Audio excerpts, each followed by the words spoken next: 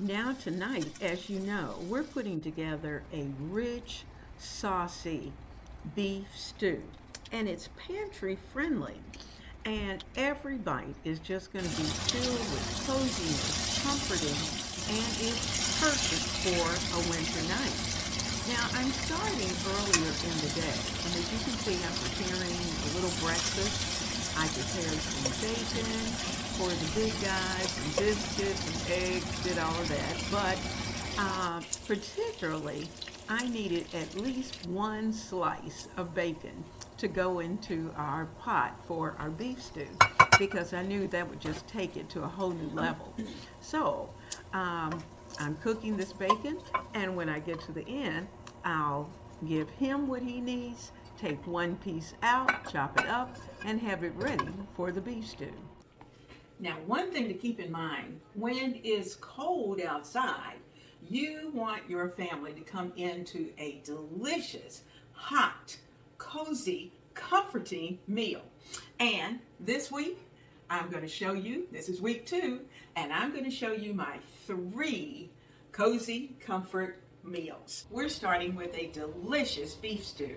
And I have potatoes that I'm in the process of dicing. And well, not so much dicing, but I'm going to cut them into pieces that are about an inch thick. And this is a 1-pan meal. So, and we want it to be hearty. And even once we finish up tonight, we'll even have enough left over for another night that we may want to come in and have something good to eat. So I'm just cutting our potatoes, getting them ready. And I want plenty because, like I said, this is a hearty meal. And so you'll see that these potatoes are probably about an inch thick. And I'm using little baby Yukon Gold potatoes. I like those. They taste good, they cook well, and they will make this dish absolutely delicious. I've also cut up about the same size some slices of onion, and the onions and the potatoes are just about the same. In addition to that, I put in about 3 large carrots that I've just diced into that still 1-inch piece, as well as I have some bell pepper that I'm going to put in. Also, some mushrooms are going to go in. You know, I like mushrooms, and our family does. So I'm going to have probably about 1.5 cups of mushrooms that will go into this. And I, of course, have the actual stew beef. So let's get it started. This morning, while I was preparing breakfast, I actually cooked a strip of bacon just for the beef stew. And we'll put that in later on. So the little leavings from the bacon, I'm just going to keep here in the pan. Now, the first thing I'm going to add is the beef stew. And the reason for that is because I want it to brown. And I'm adding about a pound of beef stew. So let's get it seasoned up. I'm going to sprinkle in some house seasoning, about a teaspoon, because we have quite a bit of vegetables and all kinds of good stuff that's going to be going in. I also want these to get a little bit toasty, and they'll do that. So I'm just going to break these apart and give these time to get a little bit of brown on them. And the nice thing about it, like I said, is that everything is going to be prepared right here in this pan. Our beef has started to brown just a little bit, and I'm going to make a little well in the center because it's going to continue to cook. Now, the next thing is that we're going to start to add some of the aromatics. So I'm going to start to add some onion, typically onion first, which will add a little bit of moisture into the pan.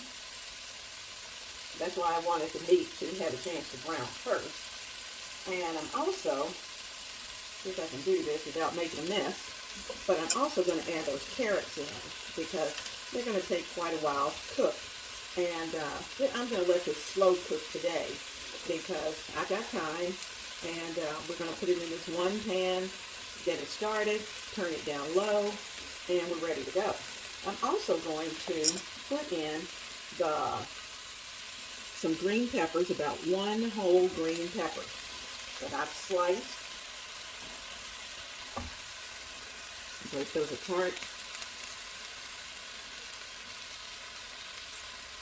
And let's give that a stir. And as you know, as you're cooking, you have to season as you go. Now that I have some vegetables in, I'm going to add some minced garlic, a heaping teaspoon of minced garlic, because we like garlic, just one. And let's get that stirred in. As well as, I'm going to go ahead and add those chopped mushrooms. Put those in. Oh yeah. I wish you could smell this. It smells wonderful. And I'm actually going to add a little extra black pepper. Now, if you don't like black pepper, you know, don't add it. But I want a little extra.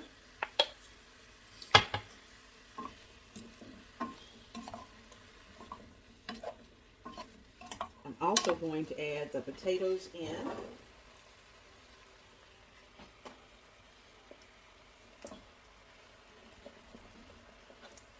And you know, it may be that later on during the week, I may actually do a vegetable beef soup. We'll see. We might get that going later on this week. And if not this week, maybe next week. But we're going to cook enough that we have some extra. Extra is always good.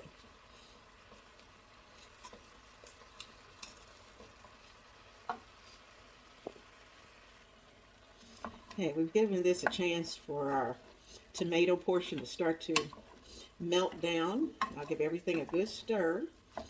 And you know, at this point, I have not put any salt in, and I haven't put it in for a reason, because we're going to add some water first. I'm adding about 1.5 cups to 2 cups of water. I will probably put a little bit more in, as well as I'm going to add a heaping tablespoon of beef bouillon, and I'm using Better Than bouillon.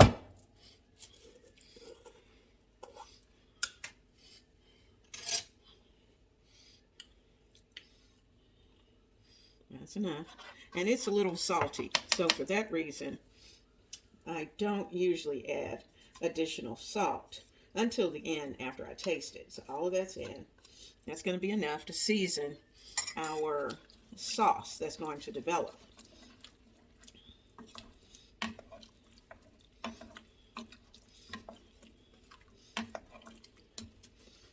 Now, in addition to this, we're going to put in some Leon Perrin's Worcestershire sauce. You could even use wine.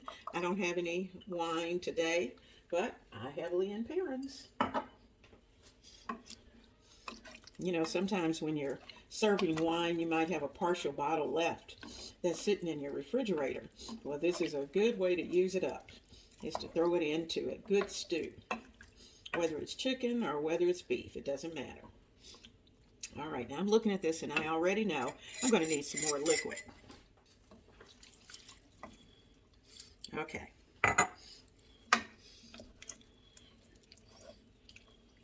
Now, like I said, we're going to let this cook low and slow today. I'm going to be in. We've got some wintry weather.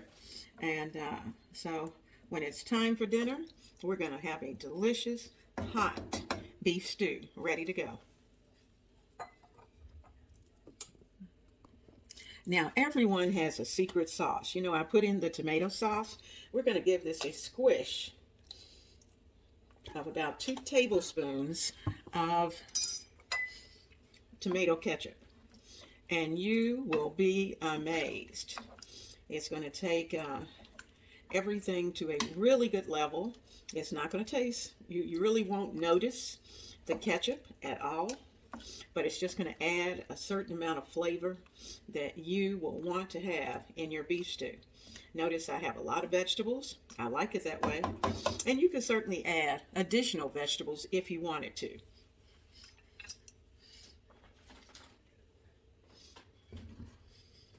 See you in a few hours.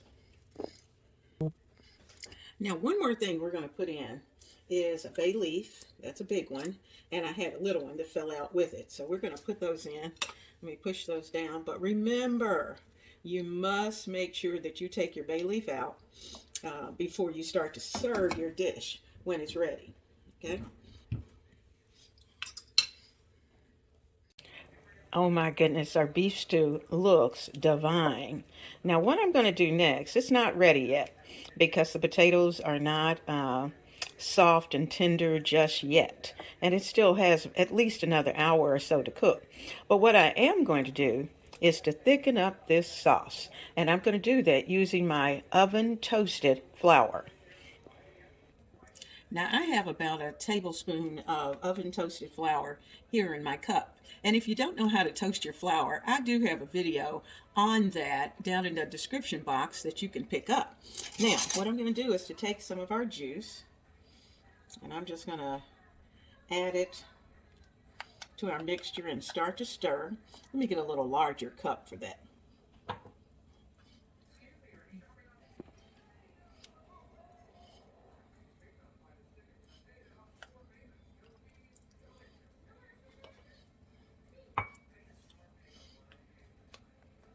The nice thing about an oven toasted flour is that you'll see that it will come together very quickly. And once I add it into our mixture, it's not going to lump or clump. So, this is just about ready. I'm going to add a little bit more liquid to make our gravy.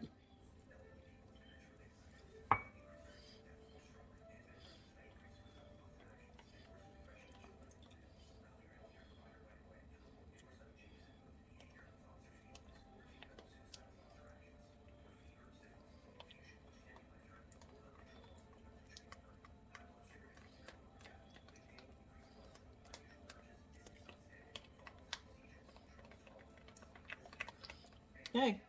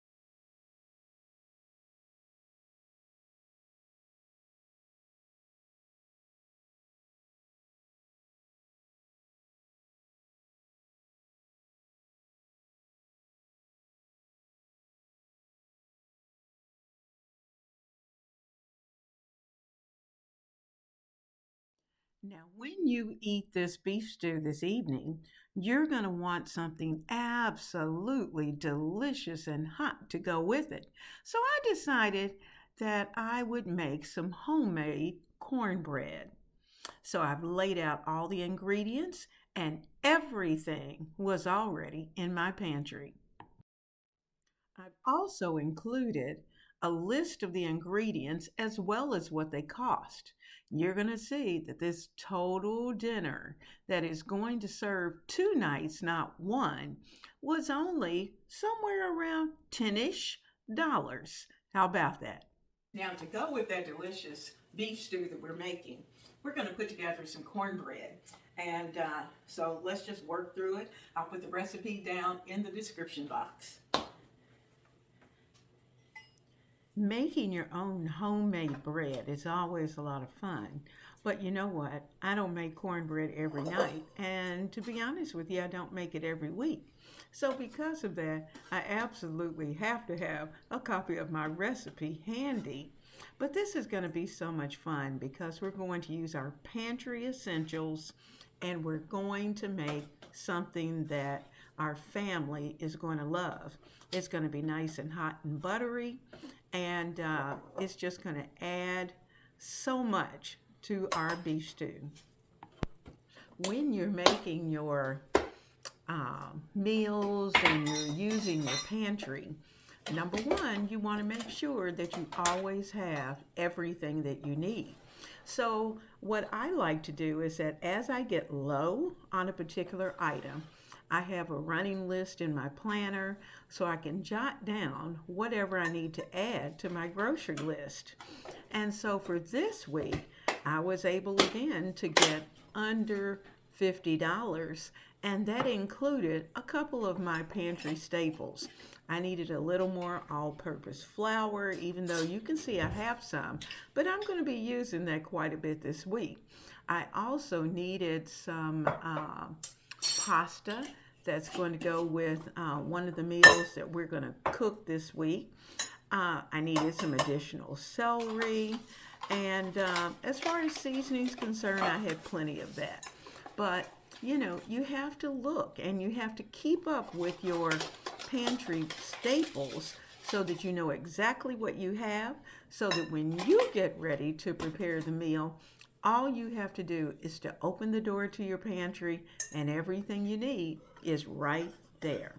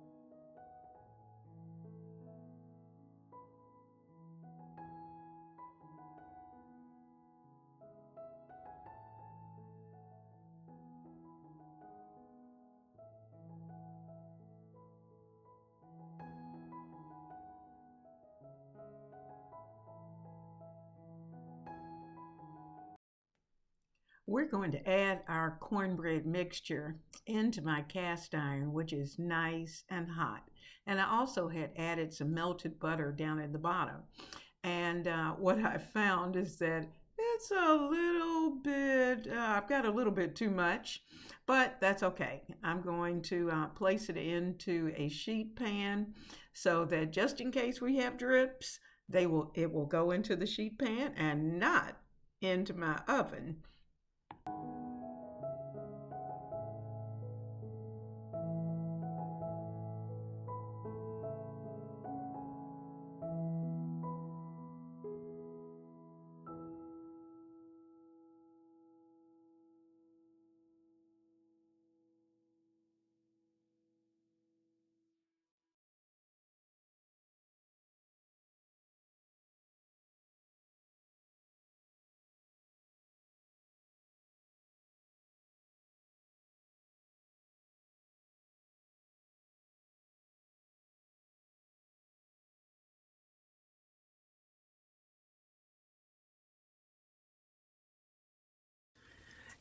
Is that cornbread not delicious? Oh my goodness, look at how pretty it is.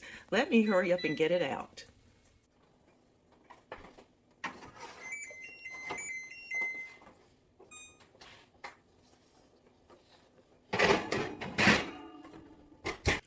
This cornbread is beautiful.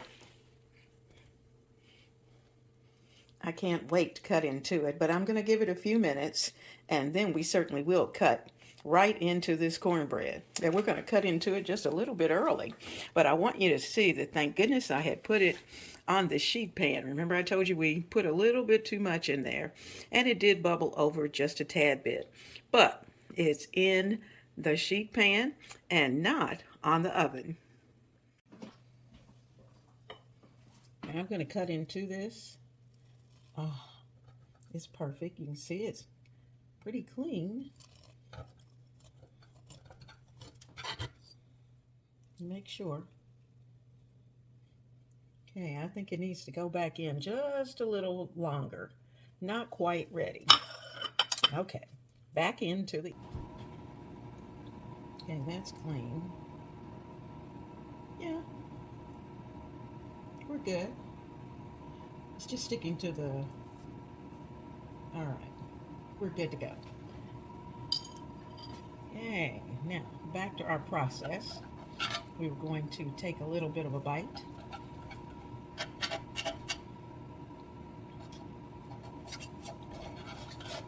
I don't want to over bake it because I don't want it. Oh, look at this. And you see the smoke coming off of it? Woo-wee. That's going to be so good. Let's take a bite. Let's try this cornbread out together. We're trying it out early just in case.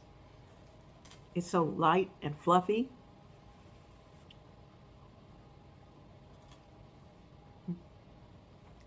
Mmm. It's good.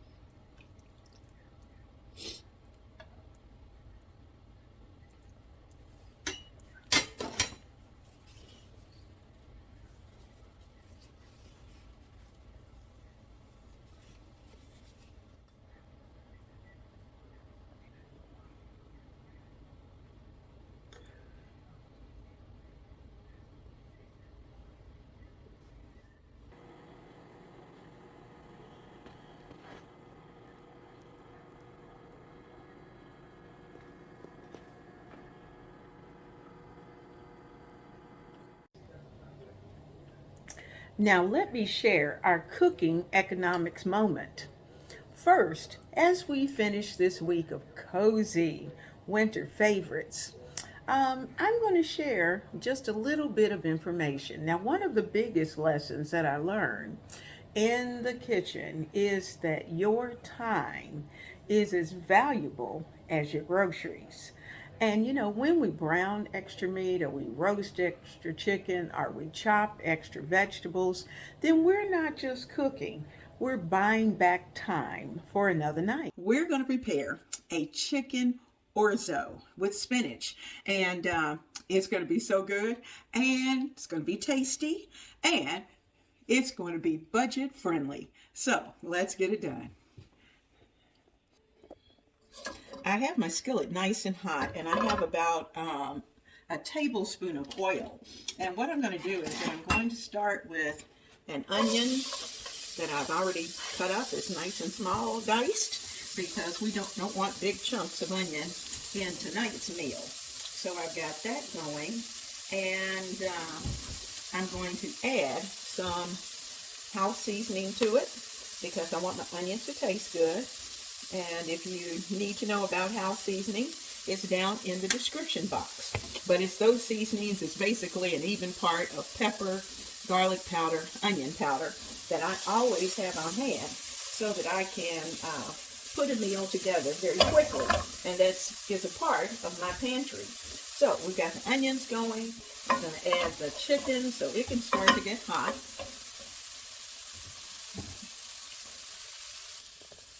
All right, I'm going to add about 4 cups of chicken. Okay, that's going in. And if I see any that's extremely large, that's when I was pulling this apart. I was using a rotisserie chicken. Now let me tell you a little bit about rotisserie chickens. If you can find them in your grocery store cold, not the same day, but cold the next day, then you're going to probably save yourself at least $2 on that rotisserie chicken. So just keep that in mind when you're looking. Go over to the cold section and see if you can find a good rotisserie chicken that is at a bargain price. So I got 4 cups of chicken. Now I'm going to add some minced garlic to this. I'm going to add about 2. That's 1, 2 teaspoons of minced garlic.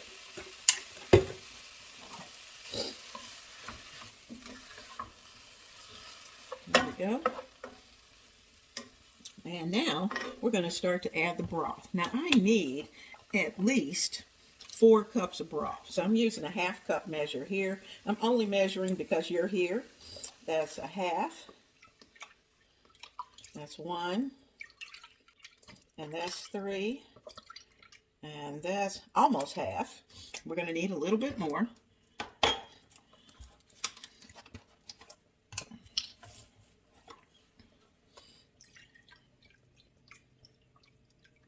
And that's 4. And just a little bit extra because we didn't quite have enough for that other 1/2. Okay, so that takes care of the broth. So I'm going to bring all of this, I'm going to turn the fire up and let all of this come to a sizzle. Now I'm going to add some of my basil pesto into this and then let it get hot as well.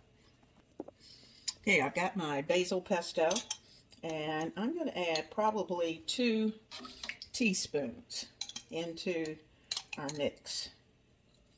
Right at 2. Okay, got 2 teaspoons.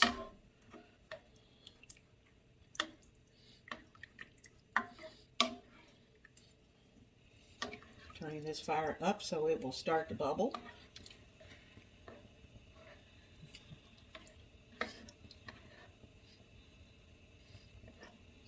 Now, we're going to add in the orzo, and we need about 3 cups of orzo.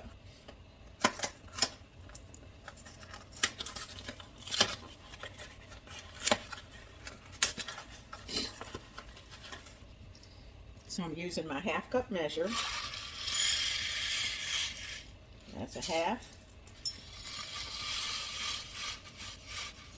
half, and I can tell you, voila, that took care, and that was a 1 pound box, which took care of all of the orzo that we need for a double recipe. Okay.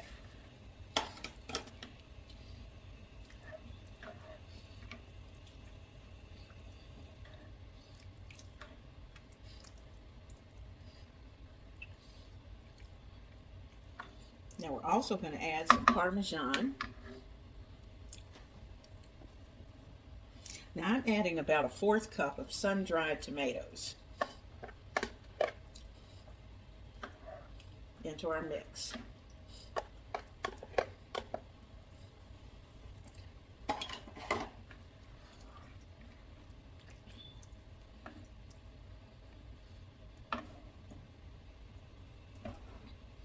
We want this to come up to a boil, and then we'll check it. Now I want to kick the chicken flavor up, so I'm going to add a heaping teaspoon of chicken bouillon to our dish. And you know, like I told you, you got to do it according to your taste buds and what your family likes. Now, there we go. That's going to bring it up. I'm going to add a little more pepper because we like pepper. Okay.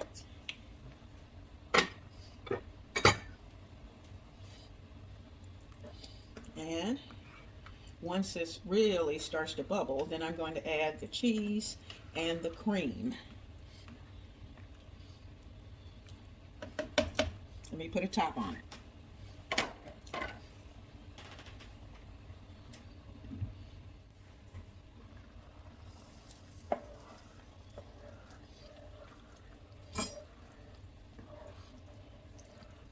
All right, our mixture is bubbling, which is exactly what we want. And I'm going to add some Parmesan, and I'm going to add probably about a cup. I'm going to start with a 1/2 cup, and yes, I'm using this tonight because that's what I had on my pantry shelf. I'm going to use just a little bit more. That's going to go in. Get that stirred.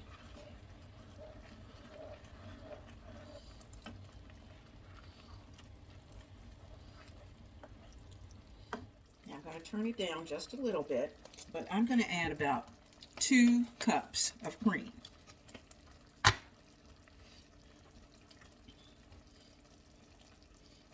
That's a 1/2. 1, 2. That's a 1/2. And 3. 2 cups. Actually, that was 4. So I kind of miscounted there, but you'll understand and you'll catch up. Okay, so we're going to let this come together. Oh, it'll be so good. What I'm going to do is to put a huge handful of spinach into our mixture. There we go. Nice big handful of spinach.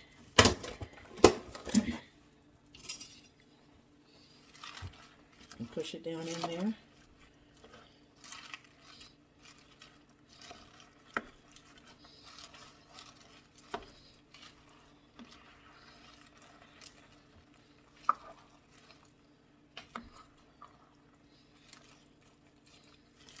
Now, if you find it's just a little too thick, you can certainly add a little more chicken broth to it. And I think that's exactly what I'm going to do right now, is to put just a little more chicken broth in there, because that pasta is certainly soaked up most of the liquid. And I want my spinach to wilt, even though it will. But I don't want it so thick that it's not nice when it touches your tongue. Okay? So let me get about a 1/2 cup more of liquid. Okay. Now, just enough.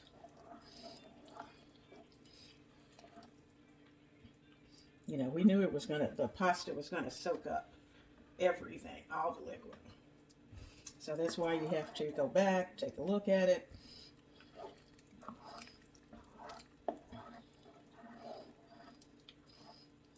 I wish you could smell this. It smells divine.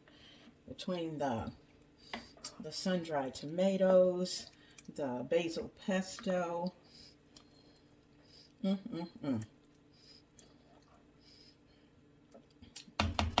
another hearty dish, and as you can see, if you had a large family, you could certainly serve this and probably still have a little bit left over for lunch. All right, well, let's take the top off and see what we got. Oh yeah, everything is bubbling, and you can see it's nice and thick. And even with adding the other additional liquid, this is going to be amazing. Now, of course, when you serve it up, you could certainly add some additional Parmesan if you wanted to. And you could even throw in maybe some parsley if you had it. But if that's not a part of your pantry, then certainly don't worry about it. Serve it up, make your family happy.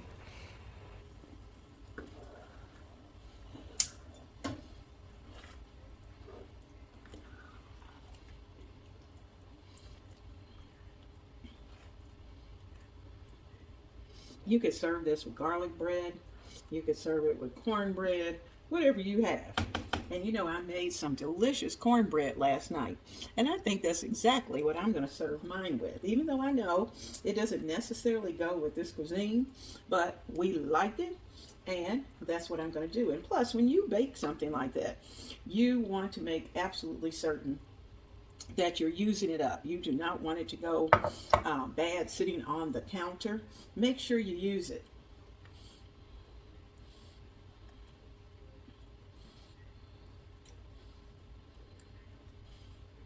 Okay. I'm serving our chicken orzo with a wedge of cornbread, which I think is going to be absolutely delicious. I'm going to take this into the big guy, all cleaned up. And for him, dinner is about to be served.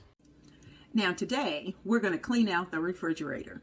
And the way we're going to do that is that I have a container of leftover beef stew, and we're going to remix this. We're going to add some tomato soup, and we're going to add some vegetable broth that I had, as well as we're going to add more aromatics. And we're going to put together a delicious soup for tonight's dinner.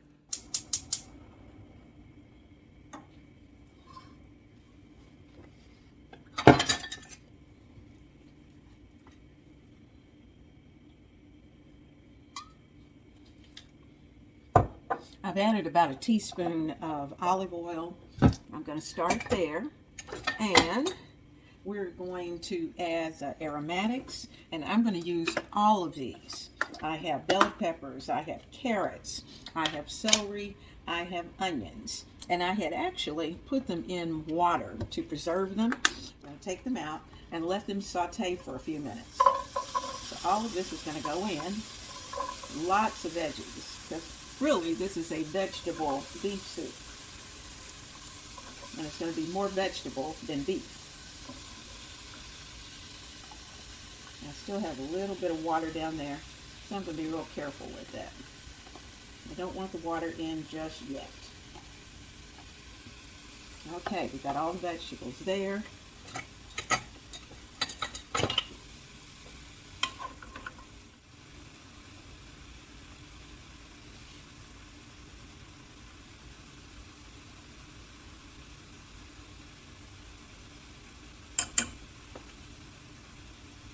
We'll probably need a little more later, but we're going to start light now.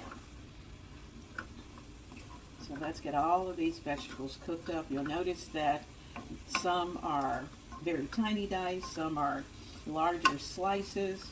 They were just all mixed in together, and that's a good thing. Okay, let's let them cook for just a few more minutes, and then we'll start to add the rest. I'm going to add this is about a 14.5 ounce can of petite diced tomatoes.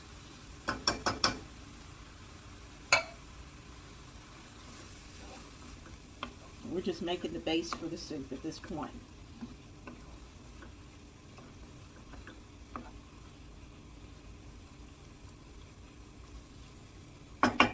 I have my heat on high. Now the next thing I'm going to do is that I'm going to add a little bit of the vegetable broth into the mix, about half at this point. I'm going to add all of the beef stew.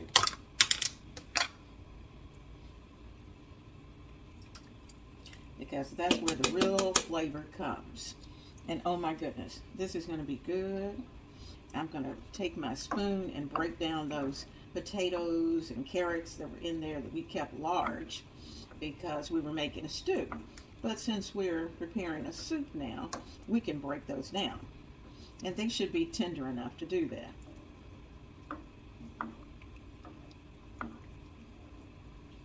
Now, of course, our beef stew was well seasoned. So when it comes into play, it's going to add a lot of flavor. Let me get another spoon and let's see where we are.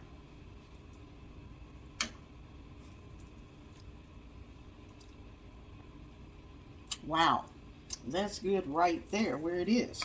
Let me make sure. I'm going to use some of my vegetable stock that has green beans. I'm going to add that in because we want those green beans. I'm going to rinse the vegetable stew container out. Now,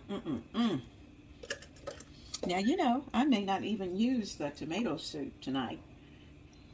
I may actually just put that in the freezer and hold it for another day because this is perfect where it is.